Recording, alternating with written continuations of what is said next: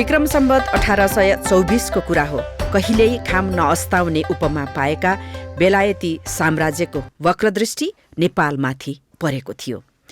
अंग्रेजी फौज क्याप्टेन किनलकको नेतृत्वमा करिब 2400 सैनिक लिएर नवराज्य नेपाललाई कब्जा गर्ने उद्देश्यका साथ निस्किएका थिए।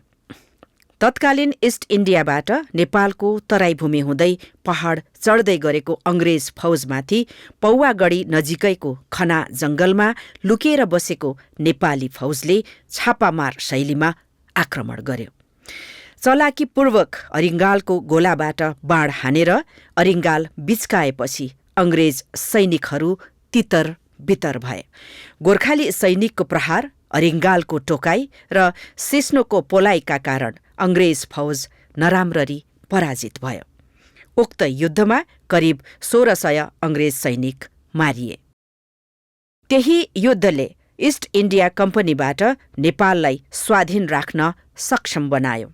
ऐतिहासिक सिन्धुलीगढी युद्धका नामबाट चर्चित यो लडाईँको नेतृत्व आदिवासी गुरुङकुलमा जन्मेका एक सिकारी सरदारले गरेका थिए। लमजुङको कोने नासामा जन्मेर तनहुको ढोर जसपुरमा सरेका उनी धनुष बाण चलाउन अत्यन्तै निपुण थिए। उनको त्यही विशेष कौशलका कारण उनलाई तत्कालीन समयमा अंग्रेज फौज विरुद्धको लडाईँका लागि सिन्धुलीगढीमा खटाइएका थिए।